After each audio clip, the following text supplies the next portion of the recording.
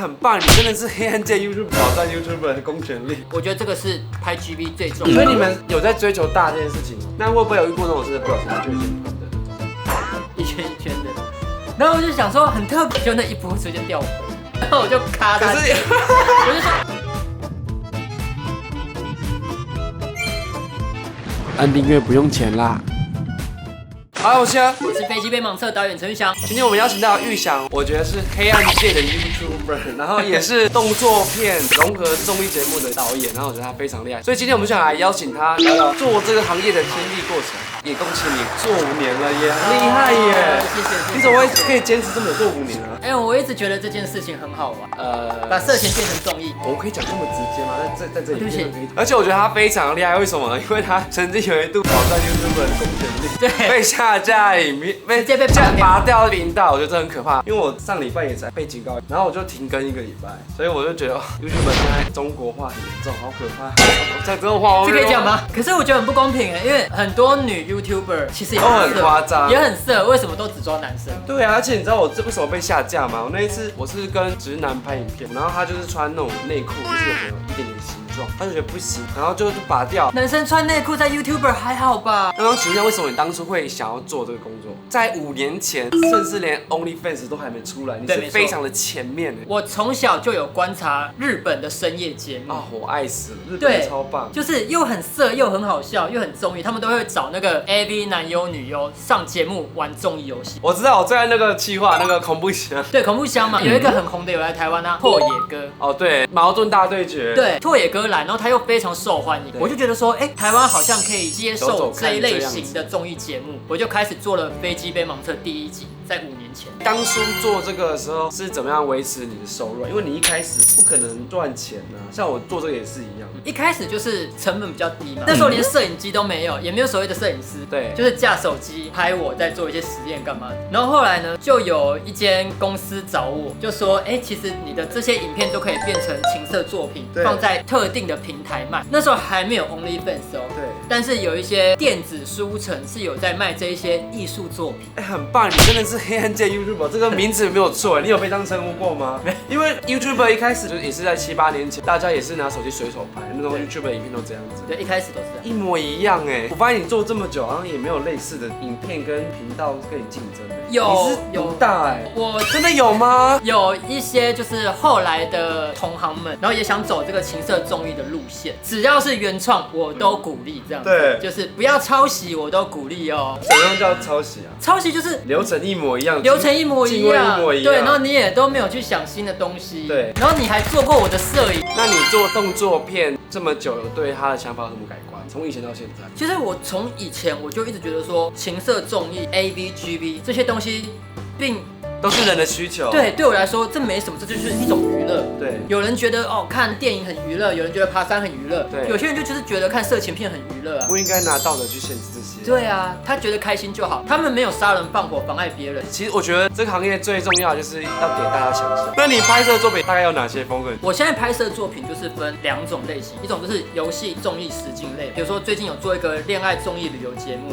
旅游节目？是在旅行团啊，也有做恋综啊。然后是在做什么？就是把5个男生找在一起，然后他们出去玩，然后拍他们有没有互相吸引啊，互相暧昧，互相做爱这样。认真的。是有剧本的吗？没有，是真人秀吗？就真人秀。你们是凯大3一组真的要拍几天？类似，那个就拍3天2夜。3天2夜，那成本花很多呢。那个蛮贵的。然后是真的会有火花出来。他们可能白天吃饭什么都很正常，晚上睡觉就开始。你要叫他们吃饭也不正常，就是可能在桌底下这样子喵。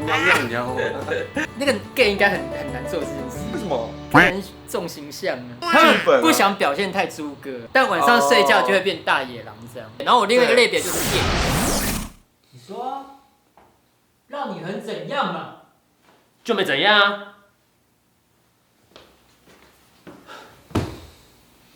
你是觉得让你很丢脸，对吗？那我想请问一下，身为一个导演，我知道导演都非常需要一个很厉害的眼睛，就像《甄嬛传》要挑每个演员都是不一样的。那你是怎么评估这个演员适合演什么？通常我选演员的标准就是，我觉得他在镜头上是好看的，有可塑性。还有一个很重要就是，他脱了裤子，他的屌要看起来漂亮。因为有些人他虽然是腿很壮很漂亮，相对的你的屌看起来就小，那要够大吗？除非你的屌够大。但是如果你瘦的人看起来就大，所以我觉得这个是拍 GB 最重要的。所以你们有在追求大这件事情吗？没有追求大，是镜头看起来要漂亮。哦，我觉得脸其实基本上看顺眼就好，看顺眼。因为各花入各眼。我的演员都比较瘦了，因为我自己喜欢，我对瘦的人有感觉，所以我想要拍什么不一样的族群喜欢的片这样子。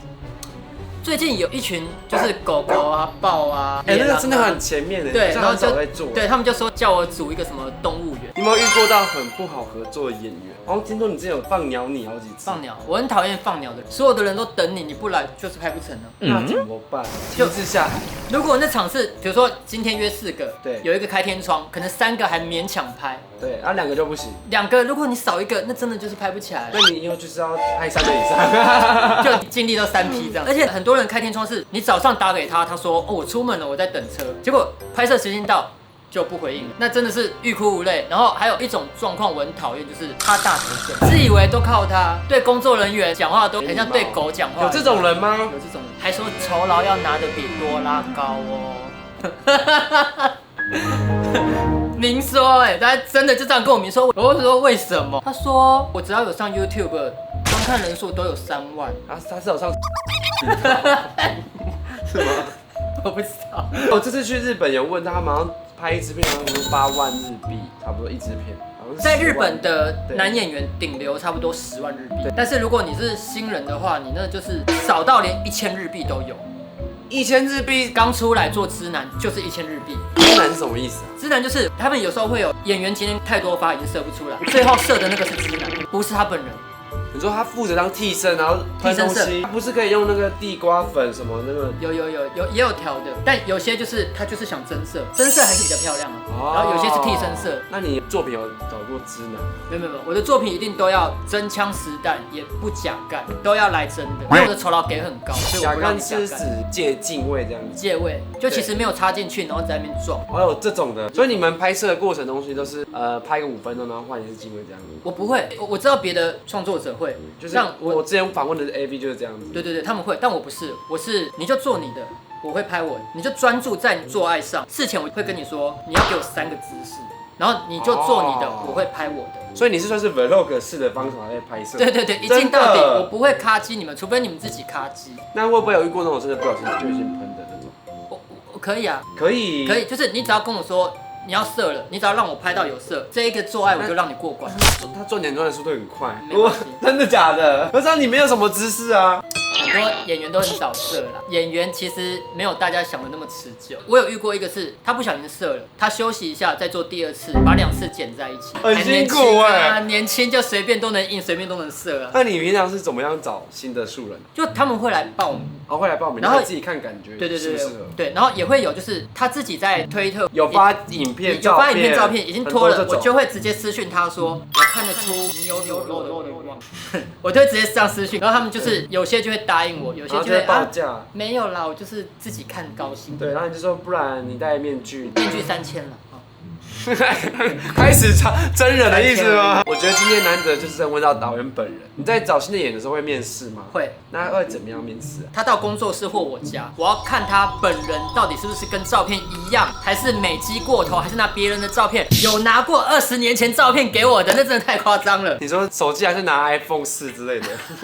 他那可能是以前手机，还是那种 PHS 时代的时候，有没有？就是很早以前，还是用夏普手机照的。有这么夸张？很久了。本人真长这样吗？本人已经差很多了，看得出是本人，但走样很久了。对，然后这就没办法，你就是本人真的没办法吗？怎么拍？那如果他真的体力很旺盛 ，OK 了，你也不知道，因为你看。对啊，你体力旺盛，但你皮囊已经不是鲜肉啦。所以讲到这个重点，就是我们圈内的片好像都比较注重年轻，对不对？全世界都是啊。没有啊，日本很多片都是什么有爸爸继父型的，但是那个大部分还是为了看鲜肉。你看女优的市场也是啊，女优也是要年轻，也有那种啊。我知道也有特殊的，可以拍一些特殊的。不行，真会掉粉。我上次拍个露珠的就掉粉。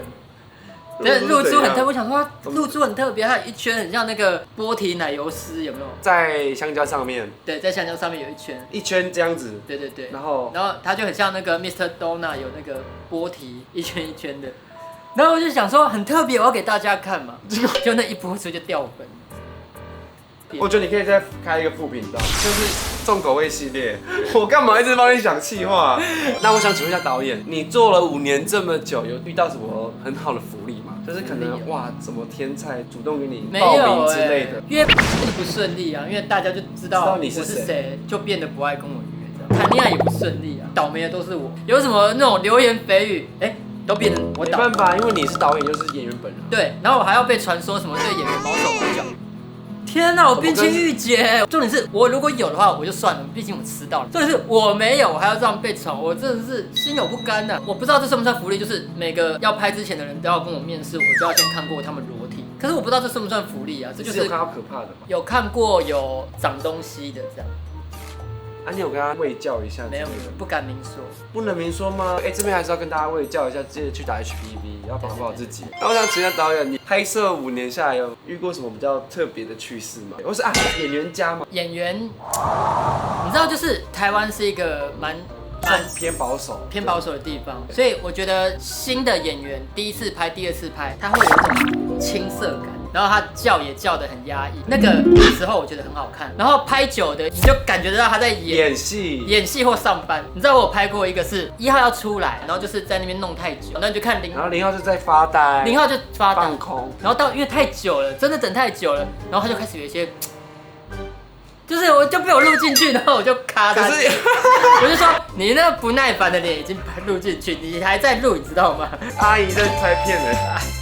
那你未来还有对这份工作有想要有什么样的发展吗？例如跟日本合作啊之类的。跟日本合作过，日本、泰国都合作过，就是欧美还没合作。我自己给自己的愿景就是，只要观众还愿意看到，我就继续创作。你不可能观众不愿意看啊。不一定啊，再好的节目它都会有收掉的一天。收掉是因为真的赔本啊，或观众不喜欢啊，或者是有更新的我出来，就是有一个人他做跟我一样的事，并做比我更好，那我可能就被他取代。这件事情是什么时候消失不一定，但如果还能够创作，观众还愿意看我的时候，我都会尽力把握。节目要尾声，想对观众说什么？5周年了，就是期待有下个5周年。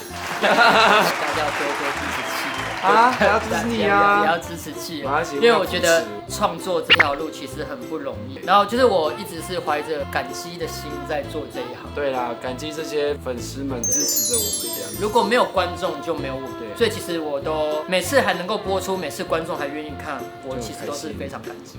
有时候观众都会写信来跟我说，他其实结婚啦，或他是身障人士，他没办法交朋友，可以帮助到他。对，我疗愈了他，我陪伴了他。我很想跟你们说，这5年来其实都是你们在陪伴我，但是因为有你们一直给我的鼓励，还有对我节目的喜爱，让我觉得我其实活在这世上还蛮有意思的。如果喜欢我们这把小帮